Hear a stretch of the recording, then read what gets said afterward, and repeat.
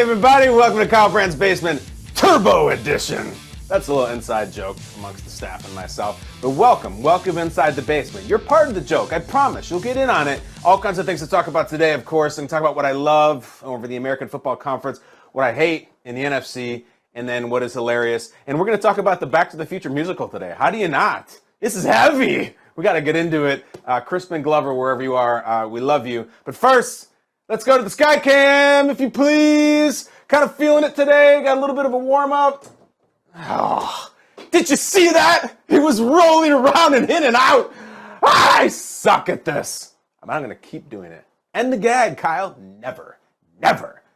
You know what I do after that? I'm going to tell you what I love, what I hate. I'm really bad at that. It's getting embarrassing. What I love, what I hate, and what's hilarious. Let's go.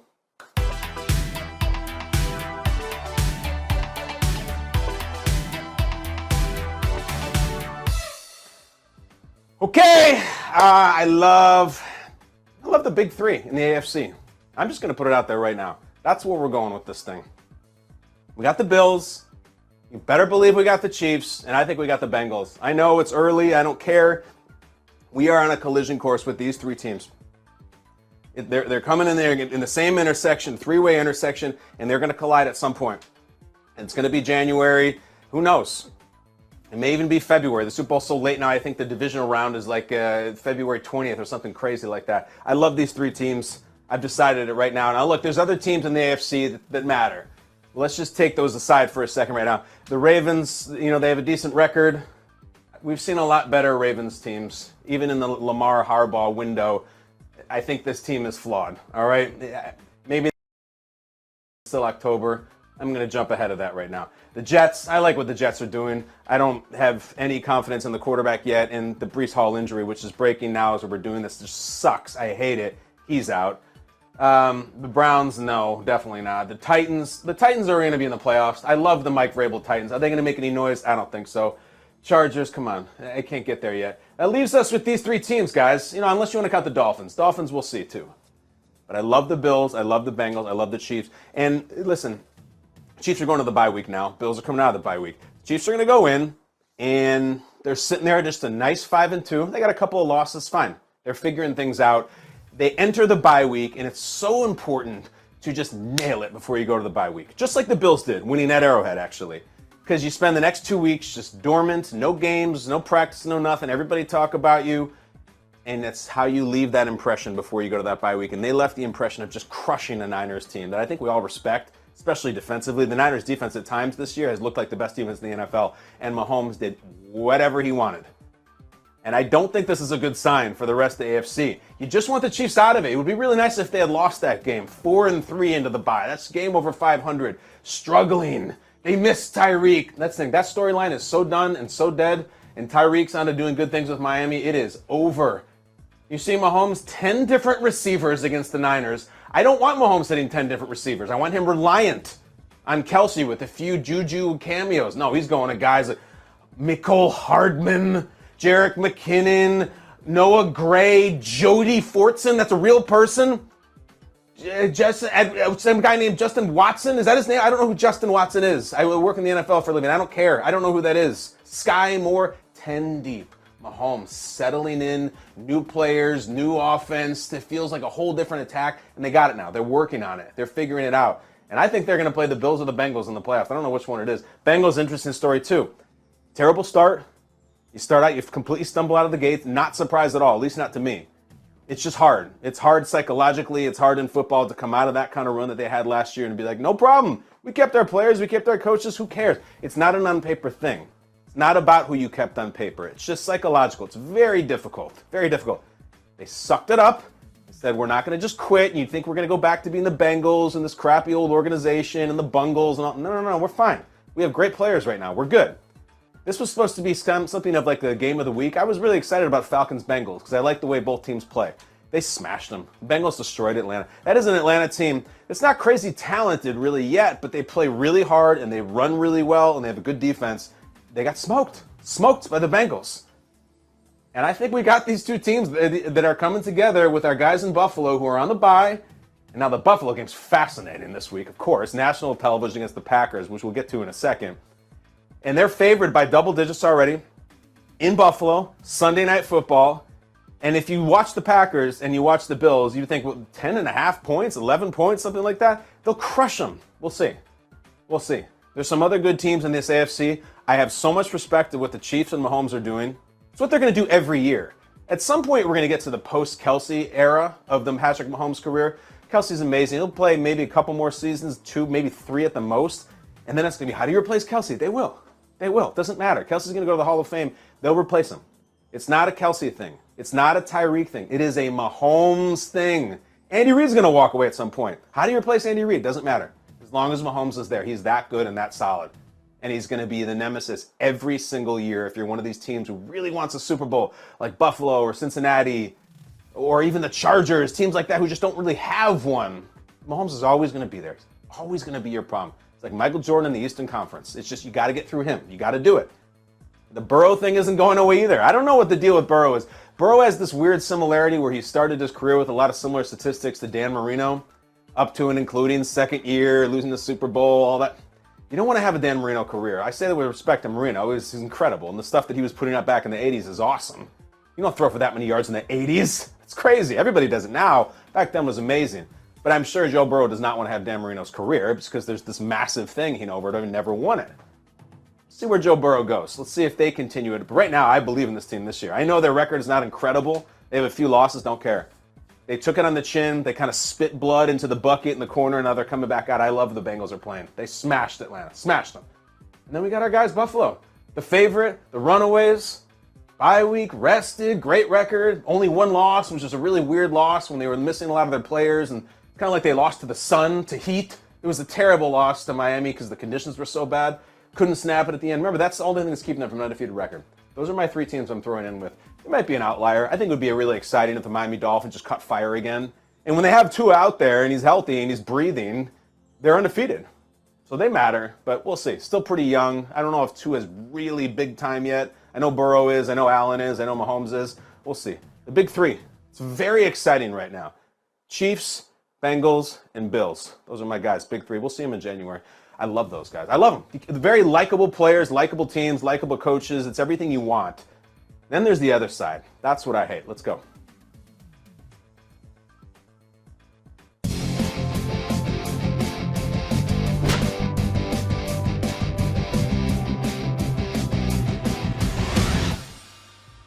So who's in worse shape right now? The Aaron Rodgers Packers or the Tom Brady Buccaneers? Like, just pick one.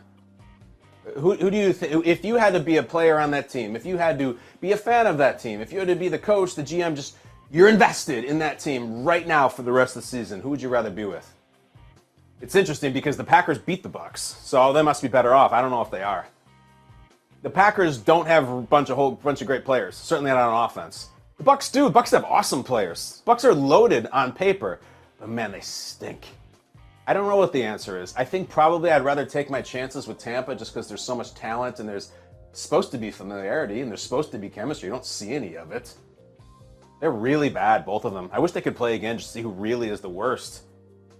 Green Bay wins the first time, but the strangest thing about these two teams being bad, 3-4 and 3-4, both below 500, is that if Brady all of a sudden had the thing that everyone's been waiting for a decade where that ball's not coming out right, and he's throwing behind guys, and he's throwing softer, and they're getting picked, and you point at that and you say, well, this is kind of sad.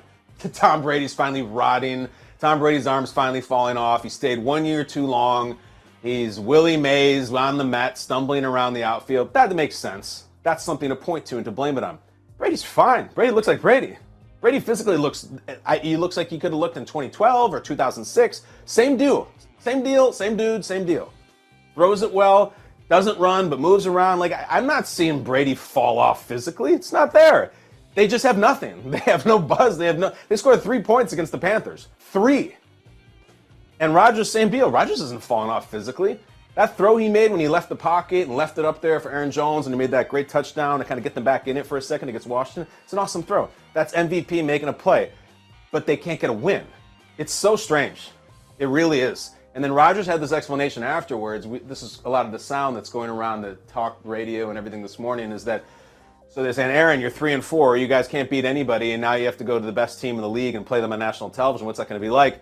And he tries to play the, well, no one gives us a chance, and everyone thinks we're going to get killed, so maybe that's the best thing for us to go against the Bills on national television. I think that it's a big reach, but isn't everything he's doing a reach right now? Everything he's doing on the field is a reach. Every first, second, and third down is a reach for Rodgers. He's got no control. He's got nothing. Do you see the shot of him? They come up short on one of the plays, and as usual, after every single snap in every Packers game, you go to the Rodgers cam, which is just right here. They go up as close as they possibly can and read every pore in his face after everything, and Rodgers just goes, "What the bleep are we doing? What are we doing?" I feel you, man. Everything for the Packers looks impossible. You could tell me that they had a 1st and 1 against the worst team in the league. They won't convert it. They won't move the chains. Everything looks so hard. And every pass, I think we gave a lot of credit before the year to Robert Tonyan and Alan Lazard. These are the guys who've been with him. Those guys they're fine players, but they're not carrying drive after drive. They're just not doing it, especially Lazard gets hurt yesterday. And then you've got this band of misfits he's throwing to. The only guy he really implicitly trusts is Cobb, and he's out. Did you see the end of the game? I mean, if you want rock bottom for the Packers, this is tough to watch. They're about 60 yards out. They're down to the Washington Commanders at FedEx Field, like probably the worst field in the NFL, to one of the more struggling organizations, the Taylor Heineke. Just awful. It's a terrible situation. So you think, all right, hey, listen, as a viewer, I'm sitting here, I'm gonna get a Hail Mary. Let's go. Best to ever do it. The all-time greatest Hail Mary thrower. He's completed a bunch of them. He's got it. Just let Rodgers let it rip. And then I would love to get an answer from Rodgers. I didn't hear him ask the question. They didn't do the Hail Mary. They did the yakety sax BS, and he throws it to Tanya, and they start lateraling it. At the end of that game, Aaron Rodgers, the 4-time MVP, the back-to-back MVP into this season, is taking a lateral from an offensive lineman and juking guys 30 yards downfield, only to throw a lateral that goes forward to another offensive lineman. It goes between his legs and goes out of bounds. And even if he would have caught it, it was an illegal lateral. That's what Rodgers is doing. That sucks. That is the guy who is used to sell out the Madison Square Garden, and then all his bandmates changed or went to other bands, and he's sitting up there trying to carry the set, and no one can even play the drums behind him, and it's just gotten away. He's in some crappy bar. I don't know. The Packers are so strange right now, and no one wants to say it, but at some point someone needs to come for Matt LaFleur. Matt LaFleur, your team is completely falling apart. You're a guy who a lot of people like. You have this incredible record to start your career, and you get compared to all the greats because of your amazing record, win-loss to start the career. What's going on with you? I love you, Matt. Your team is terrible. Terrible. It can't just be because Davante Adams left. The defense got torched by Terry McLaurin and a backup quarterback. You don't run the ball well. Your best players, Aaron Jones, don't seem to get the ball very much. Matt, get it together, man, because all anybody wants to talk about is Rodgers, but Matt LaFleur is this friendly, positive figure, has had a lot of success, and so no one is ready to go after him like they would for someone like Mike McCarthy. But if it was another coach in there, they'd be like, this guy sucks. Get him out of here. People want to fire Nathaniel Hackett after 20 minutes. He hasn't even had a chance to be there yet. He used to be in Green Bay. They used to win games. I don't know. Matt LaFleur, we are learning a lot about you, and we're going to continue to. I hope you turn it around because I root for LaFleur. It's ugly. And again, I'll just come back to the same question. Who would you rather be a fan of right now, the Packers or the Bucs? At some point, I'm going to say this again, we're going to find out what happened with the Brady on retirement. It's one of the great mysteries in the league right now. Why the hell did the most calculating, most pre-produced, most well-thought-out athlete of this era decided to retire? Announce his retirement of all times championship weekend, which was a little tacky, and he took it out of the hands, and the news leaks, and Jeff Darlington and Adam Schefter come out and break the news, and it comes out, wow, Brady's done. Well, that's the end of an era. Let's all do, and all the shows, when they're talking about Rams, Niners, and all that, they're saying, let's reflect on Brady, and what an amazing moment, what an amazing career. Let's take a moment away from the Bengals, Chiefs, and from Niners, Rams, to talk about Tom Brady on our shows, and we all do it, and I was part of it, and I did it. And then he's, oh no, I'm not retiring. Why? The theory is the best thing ever. The theory is that he had his Man in the Arena show, his documentary series, and that he was going to announce in the final episode, and that is the end of my journey, and I am walking away. And it would give everybody goosebumps, and it's an incredible way to end your career. And he produced it, and he handled it. And wow, Brady, what a walk-off. The news leaks. He's furious. He didn't want it to come out that way. He wanted to do it in his own project. And sure enough, he unretires. Now, is that the whole reason you decided to come back and play another year of football? I can't imagine, right? You wouldn't do a whole nother season in your mid-40s just because it didn't come out the way you wanted. But did it play a role? I think it did. I think he was furious the way it ended. And he's like, nope, I'm going to give me another year. Ante up, ante up. I'll write the ending to this thing. Well, the ending is going to be terrible. The ending is you guys are 3-4 and have all your players there and can't win a game. He's not, his skills are deteriorating. It's not because all his players are hurt. It's not, they're all out there. They just are getting torched by the PJ Walker, Steve Wilkes Panthers. That is the ending. The man in the arena is in the arena against the Panthers, the zombie Panthers, losing. It sucks. It's not the way it's supposed to end. I wish he would have walked away. Because what does he do now? Come back another year when he's 46 to try to rewrite it again? It's so sad. The AFC is in great hands.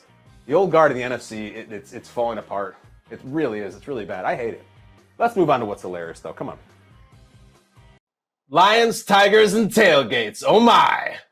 College football season is always the greatest time of the year. You put on a jersey, get your face painted, break out the foam finger, but it's all about the food. And nothing gets you more fired up for game day than Eckrich smoked sausage. They're naturally hardwood smoked and have the perfect blend of spices. From buffalo sausage dip to sausage chili mac and cheese, Eckrich smoked sausage is a quick way to bring flavor to all your tailgate meals. Visit Eckrich.com for easy, one-of-a-kind sausage recipes. Eckrich, you do you.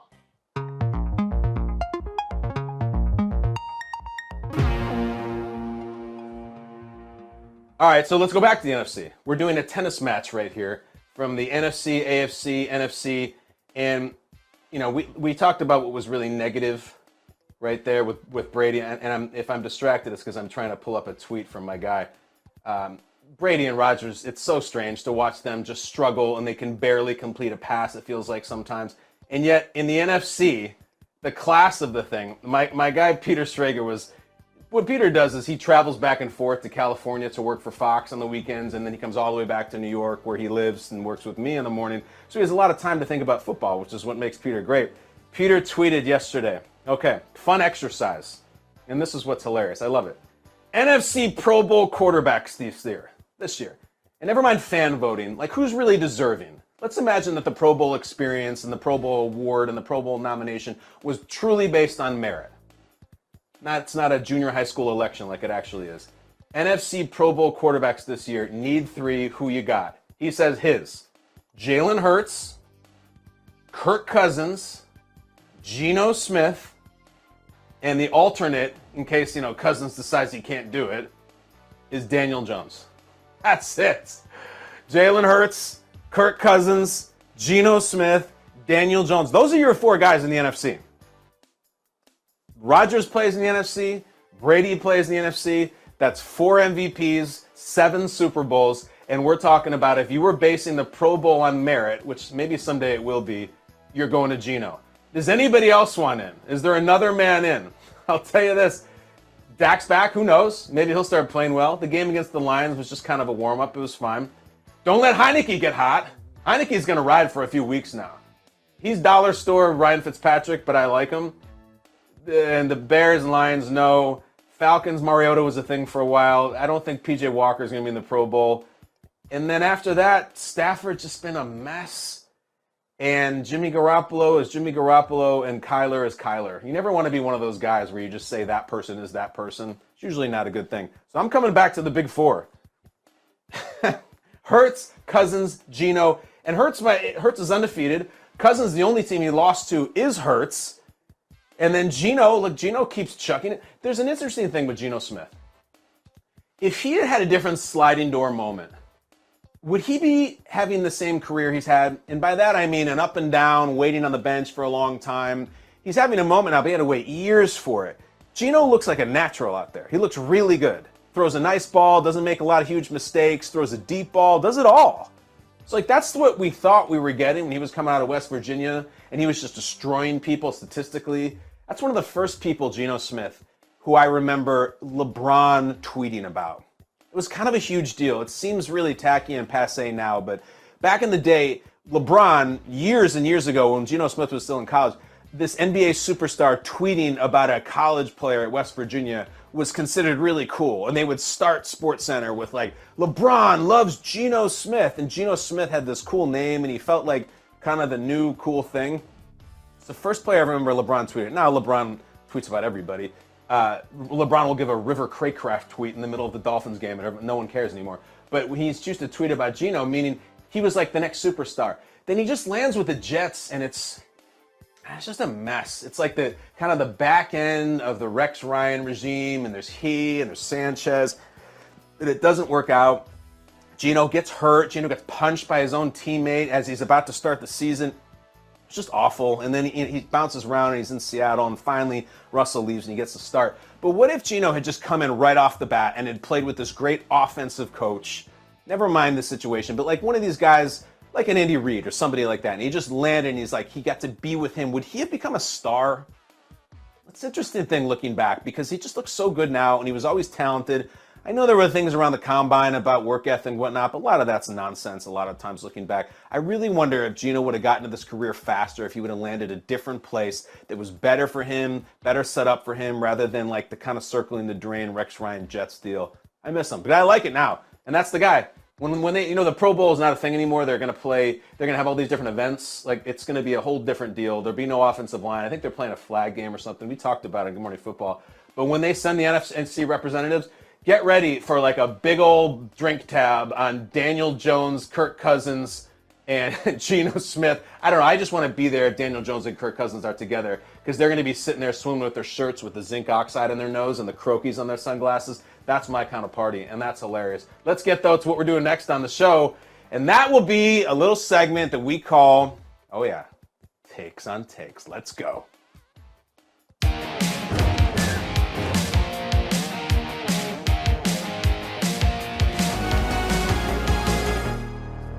All right, if I'm reaching for my numbers, you know that we are going, we're going to the First Take program on the worldwide leader in sports, ESPN. This is where I give my takes on takes, and I rank them. I can give them a 5. I've never given a 10 to anybody's take, but I have given, I think an 8 might be the highest score. Who knows? Here's what we do. 3 categories. I rate these people on delivery, on creativity, and on heat. Delivery, creativity, heat. And first up today, into the arena. Again, it is on ESPN's First Take, which is really a factory for this segment. Stephen A. Smith. He has a 2-2 record. You would think Stephen A. would never lose in this. He's 500 in takes on takes. His average is a 6.75. That is Stephen A.'s average score in 4 appearances. And Stephen A. is placing some blame on a certain Green Bay Packer for allowing Davante Adams to leave. Go ahead, Stephen A. The floor is yours. I don't give a damn that the Las Vegas Raiders came and offered Davante Adams those dollars. I'm going to hold Aaron Rodgers and Matt LaFleur responsible for the loss of Davante Adams. Don't do that. Yes, I am. I'm okay Here's the with reason that. why. He's okay with it, and this is why you should be okay with it. If you are consistent and you make up your mind, A, that I want you here because B, I'm not going anywhere, Davante Adams in all likelihood is still in Green Bay. Now, granted, management plays a role because they tried to wait in order to pay him, and I'm not absolving them from their decisions, their negligence, all right? Them being a bit lackadaisical in their approach to get him signed. But I'm saying ultimately it comes down to I'm one of the greatest quarterbacks who ever lived, and I want you with me, brother. I need you, okay? And I'm not going nowhere. And Stephen A., if you said that to me as a quarterback, and I'm not going anywhere. I'm not going anywhere. Especially if the quality of Aaron Rodgers. I'm telling you, that's what I'm saying. Matt LaFleur, the dude, as far as I'm concerned, been riding the coattails of Aaron Rodgers, and consistently, whether it's special teams, things transpiring schematically or whatever, you know this better than me, Dan, things that we have pointed to Matt LaFleur needing to correct over the years. Whatever issue you come up with, Dan, did you notice this 2 years ago? Because I've watched you. Year ago, now. Anything you bring up about Matt LaFleur that he needs to do better, do you notice that you're still saying the same thing at the end of the season that you were saying at the beginning of the season? Me? Now, I'm just talking about when it comes to him, it doesn't change. It's usually the same mistakes. And I'm saying to you, when you combine that with Davante Adams being gone, Davante Adams there, we're not having these problems. Not having these problems. Nobody is better than Stephen A. at when they get a little overextended at righting the ship. It's a hard thing to do. I always say it's called getting over your skis, where I went out on a place here where I'm maybe not totally comfortable, and most people, sometimes often me, you get a little rattled and you don't know how to redirect it. You don't want to get the train back on the tracks. Stephen A. is very good at it. There was a point there where he was... Did you understand what Orlovsky... I didn't know... This cracks me up because I've been in this situation. He started on that path of saying to Orlovsky, do you ever notice when you talk about Matt LaFleur that you always say this? And Dan literally goes, me? Are you talking about me? I didn't know if he was using the universal you. Like, when one talks about Matt LaFleur, one always mentions this. Or was he going to go accusatory to Dan Orlovsky? I think in the end he wasn't talking about Orlovsky. And Orlovsky was ready that he was going to have to be combative and say, no, I don't do that. That was a little all over the place, but it amused me. I like the take because I just said it earlier in the show. Matt LaFleur really never takes any in terms of heat or criticism for why the team isn't good. I like also that Stephen A. has that ability to just gloss over the points that really are instrumental in working against him in his take. Like, I don't absolve management of anything. Well, the management was a big part of it, Stephen A. That's a massive concession. And also, like, I don't think that there was any scenario through Aaron Rodgers or Matt LaFleur or anyone that was keeping Davante there. I just don't think it was happening. Davante made a business decision, but also a really personal decision and a family decision, an emotional decision that he's wanted to play with Derek Carr his whole life. He's wanted to do this. And I also think he said, this is just not working with Aaron. How many times are we going to go to the playoffs and lose? Plus, they're going to pay me a ton of money, and I get to be the face of the team. I just don't think anything Rodgers could have said would have helped him. Unless, and Stephen A. did not bring this up, Aaron Rodgers said, all right, well, I'll give you $15 million of my money. I'll restructure. I'll do what's usually referred to as the Brady move, where you take less than you can. Rodgers takes as much as he can, and that's his right. But I would have appreciated if that take had come up from Stephen A. All right, so listen, usually Stephen A. makes me laugh intentionally. He made me giggle a little bit unintentionally here. I don't think it was his strongest work. It's professional and everything, but it's a 6. I give him a 6 because I respect the Matt LaFleur criticism, which is rare. And I like that he kind of confused Orlovsky and got him involved. And I like that Michael Irvin chimed in a little bit and Stephen A. let him, which is the sign of a good broadcast. You don't just stomp all over anybody who wants to chime in. He was realizing that Michael was trying to help him. But the door's open, my friends, because the 6 is a very beatable number. And you will not believe who's coming into the octagon against Stephen A. It's Michael Irvin at the same table and the same show. Let's see if Irv can beat a 6. Also, know this going in. Michael Irvin is undefeated in takes on takes. He is 4-0. He's never lost, and he has an average of 7.25. So if he just basically hits his average here, just a ground ball right up the middle, he will beat Stephen A. Let's see if he can do it. Mike, which NFC quarterback do you trust the most right now? We're talking about the Tom Brady, Aaron Rodgers, the Kirk Cousins, Jalen Hurts, the Jimmy G, Dak Prescott. I want you to see what I'm pulling from. And we're talking about currently playing right now. Yeah. So when I reach in this bag and pull out Dak Prescott, I want y'all to know what we're doing a comparative analysis too. I know you ain't taking Tom Brady right now over Dak Prescott or Aaron Rodgers right now in their current state as they are and what they're going through. I know I ain't even talk about Kirk Cousins. I'm the only one that showed love Kirk Cousins. So I know y'all ain't got nothing to say and trying to say, well, we didn't. Well, my issue is this. You don't trust your MVP? I trust my MVP. I trust my MVP. Not as much as his heart. Right. Because, let me tell you, now let me break it down. Because my MVP is going to have a chance at the MVP for Minnesota to do what I believe they're going to do. Remember, I got them winning the division. And I know the only way they're going to win is through Justin Jefferson. So they are going to have that combination. Adam Thielen ain't even Adam Thielen. He used to be. So he's going to get all the attention and all the plays. That's why I made my MVP. Jalen Hurts? But the quarterback I will take, and I love what Jalen Hurts is doing, but let's be real now. Jalen Hurts only threw about 6 touchdowns in these last 6 games. We ain't going to Jalen Hurts. I'm taking Dak Prescott. And y'all saw Jimmy G last night. So come on now. Don't sit here and try to take away and minimize Dak Prescott by trying to act like I'm making a decision with my heart and have nothing to do with my head because my heart and my head is aligned in this decision. Okay. Right now, I'm taking Dak Prescott over all of these guys. Oh, man. I've said this before. I know Irv. I work with Irv sometimes. So I feel used to Irv and the Irv experience. But even that one was exhausting for me. And I mean physically. Like, you get tired out because you kind of clench the whole time you listen to him. Where do we even start with that? He had a steep amount of climbing to do to get to Dak being the answer. All right? He obviously wanted to. I'm sure the producers wanted him to. That's just kind of how the shows are made. Dak's a tough answer for that one right now. He's really played one game. He played one and a half a game when she was really bad in week 1. And then this kind of comeback project against the crappy Lions in which he was just fine. I like him trying to take people down. There's a bunch of things about that amused me. And it has mostly to do with a lot of his... Now I'm liking it more and more. I like that he said he didn't even want to talk about Kirk Cousins because you can't trust Kirk Cousins. And then Ryan Clark goes, Irv, that's your MVP pick. You picked Kirk Cousins to be MVP of the league, and he only has one loss. It's really a salient point by Clark, but Irv just goes through it. Then there was a random Michael Irvin sidebar in which he just kind of kneecapped Adam Thielen senselessly. I don't know why that was necessary. And then, as he's just going and going, Molly Karam, God bless her, tries to inject another important point. Is Irv, what about Jalen Hurts? Did you forget him? He was on your list, or you can't read your handwriting? I've been there.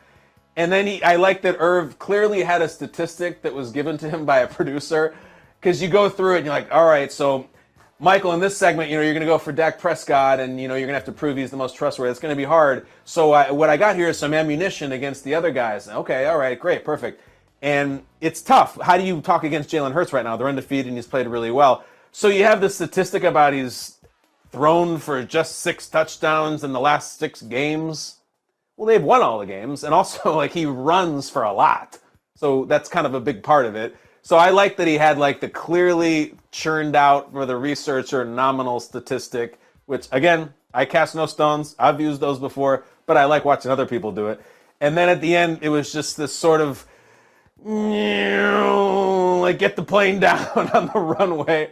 And Stephen A's amused, and he's kind of just waiting for him to finish talking. Man, so Stephen A had a 6. Neither one of these were spectacular today in the sense that they weren't that over the top. They weren't that hot. The delivery was fine. I don't know. I wish I could give 0.5s, but I can't. You know what? I can do whatever the hell I want. This is hardly a hard and fast society down here in the basement. Here's what I'm going to give. Here's what I'm going to give Irv. Ready? I give Irv a 6.5.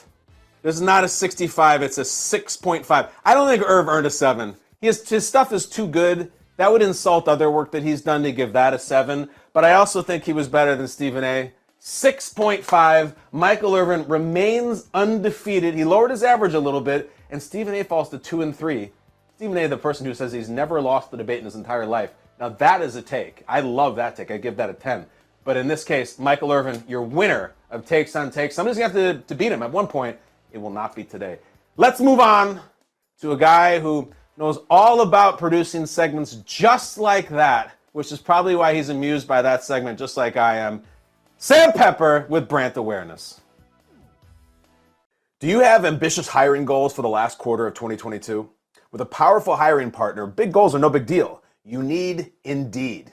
Indeed is the hiring platform where you can attract, interview, and hire all in one place. Join over 3 million businesses worldwide using Indeed to hire great talent fast. Start hiring now with a $75 sponsored job credit to sponsor your job post at Indeed.com/basement.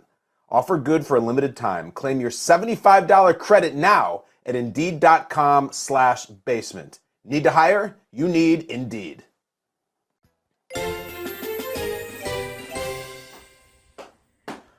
Hello, Sam.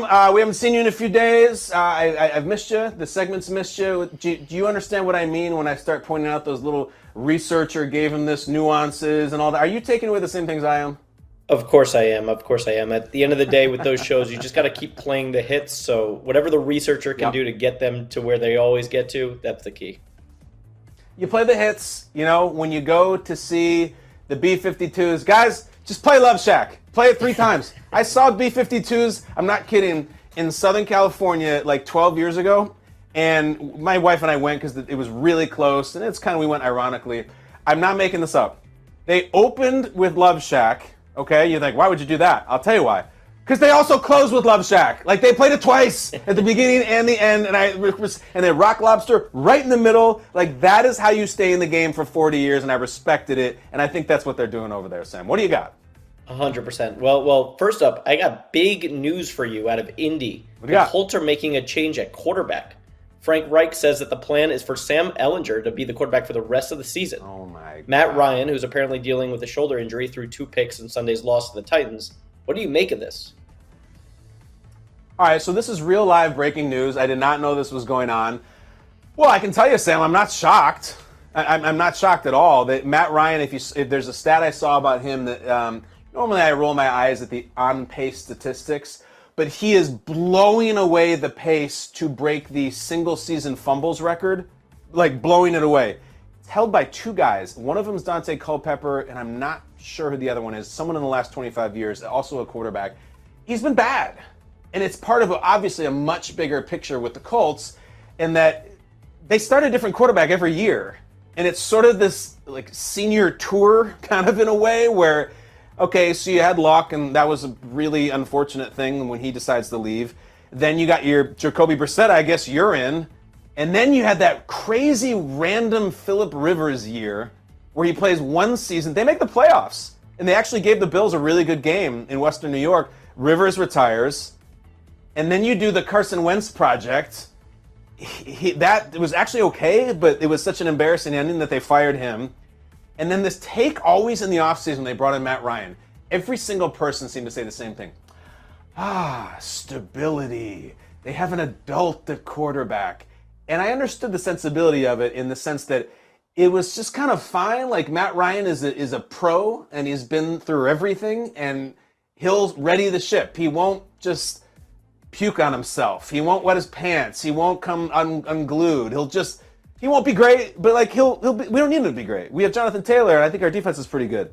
And he's been bad. He hasn't been decent. It's not been good. And look, you sympathize with a good guy and a good football man like Matt Ryan if he was hurt, that's fine. But if you watch the Colts games, he makes terrible throws. Terrible. He fumbles a lot, and he doesn't just make it was tipped at the line interception. He makes the Matt Ryan, what are you doing interception? So my take on it is I'm not surprised. Sam Ehlinger is a tough ask, though. My God. And listen, the Colts are sitting here and they're saying, we just got waxed by the Titans. The season's getting away from us. Teams like the Colts aren't okay with the filler season. They aren't okay with, sorry, we had some bad luck and we went 6-11. It's the same reason the 49ers made their move and went and got McCaffrey. Because the season wasn't going well, and they're not okay with that there. They're not all right with just kind of meandering through it and having their list of excuses set up so the coaches don't get fired. Man, I can't believe it's Sam Ehlinger, though. You think you go to somebody who's got a ton of experience, but I guess that was Matt Ryan. The biggest takeaway in a sentence, oh my God, they're going to have another starting quarterback next year, and I think that makes 6 straight years in a row for the Colts. So I love breaking news here in the basement, Sam, and get your Sam Ehlinger jersey. Good job, buddy. What else you got? Well, just following up on that this is actually the 7th starter under Frank Reich. If you group in Brian Hoyer too. Mike Florio posed this interesting question just now on Twitter. What's he got? Has one retirement ever screwed up a franchise as much as Andrew Luck's retirement screwed up the Colts? Because I can't think of one. And I know we're doing this live, we can't really think of we hadn't prepared for this, but I can't think of one that screwed up a franchise. Well, because we've seen the surprise ones, sure. But, Barry Sanders retiring certainly flips the table on the Lions, but he's not the quarterback. He's not making the money that Luck was making. And also, it wasn't the timing. Understand that the Luck retirement it's not just that it was unforeseen, that he decided as a young man to retire in April. The guy retired right before kickoff. He's in the preseason. It's August. They're working through camp and they're playing preseason games, and he's like, I'm out. So I would say, sure, it screwed them up. But let's be honest, too. It's been a few years now. They've had time to recover. So I sympathize immediately with their GM, Chris Ballard, and everyone involved with the Colts when that happened, because it was a sucker punch. It was someone taps you on the shoulder and just breaks a bottle over your head and you're bleeding on the floor. What the hell? Where did that come from? You can't prepare for that. But come on, like, we've had a long time now. Sam Ehlinger, 6th round pick last year. He's a second-year guy, played at Texas. He's in. But then here's the problem. Let's say Ehlinger is a disaster, and hopefully he isn't, but what if he is? What if he just doesn't have it? You go back to Ryan? Like, man, because this was supposed to be a great year for the Colts. A lot of people picked them to win the division. I would even say most people picked them to win the division, even over Tennessee. Moving on, Pepper, what else do the people need to be made aware of today? All right. Finally, Back to the Future musical is coming to Broadway next summer. The show has had life in London already. This guy, yours truly, has already bought tickets on the pre-sale over the weekend. Kyle, are you as excited as I am? Yeah. I would love to go contrary here, but I've said this before. I think that Back to the Future, my take on Back to the Future, it is a perfect movie. And I don't mean that just as a throwaway phrase. I think it is perfect. I think the writing, the acting, the music, wow, look at even the casting. Marty and Doc look perfect in this. Everything about it. And it's so perfect, you know it's perfect, because they had Marty McFly for about 2 months and then fired him and said, no, it's not perfect. Bring us the kid from Family Ties. I just absolutely love it. It's 5 different dramas, 5 different genres. It's awesome. So I will see it. And I know what's flying in the face of this is that there are other movies, even from the 80s and 90s, that have been brought to Broadway and they've bombed. But I have a response to that. Big. They did a movie about Big. Strange movie. They made it into a Broadway theater. Didn't work out. Saturday Night Fever. Didn't work out. Crybaby. Dumb Johnny Depp movie. Didn't work out. Groundhog Day. Closed in 5 months. And Carrie. They made a thing out of Carrie? She's blowing up prom? Played only 5 performances in 1988. Here's what I would say about all those. Those movies are good, but those movies do not have the adoration, the love, even the worshiping that Back to the Future does. Back to the Future is massive for people like me. It's massive for my parents. It's massive for kids now. It was a massive part of Stranger Things, which makes it huge here. They're all still getting together. Christopher Lloyd and Michael J. Fox still get together. They show up at these events and everybody loses their minds. It is truly timeless. I think, listen, Harry Potter's the same thing. I went to see the Harry Potter thing. It's about 12 hours long. Couldn't get enough. If you hit the right pop culture thing, it will work. Pepper, I'm very jealous. You're going? Tell me about this. You're going to be there for Marty and George McFly? Yeah, my buddy's a huge fan, gigantic fan, knows all the trivia, is obsessed with it. His 40th birthday is coming up, so a couple of friends and I are surprising him with tickets for next year. Bought them for August 11th. Fired up. I think the headline there is, what a friend you are. Look at Sam Pepper, one of his friends, not even like a family member, just a friend, likes Back to the Future. I cannot wait to watch. I want a full review. We'll do a full segment of the looking back on Back to the Future with Sam Pepper. Sam, we got to get out of here. I'd love to spend more time with you talking about this, but we got to go. Thank you, Sam Pepper. Normally we do the dartboard thing. We can't do it today. Long explanation for why not. Things get hairy in here. It might have to do with my kids messing around with the darts over the weekend. But that's it. Josh Allen tomorrow. From Parts Unknown during his bye week, we'll look ahead to Packers week with the Buffalo Bills. That is it. I am Kyle from the basement. Thank you. Love you. See you tomorrow. Thank you. Bye, guys.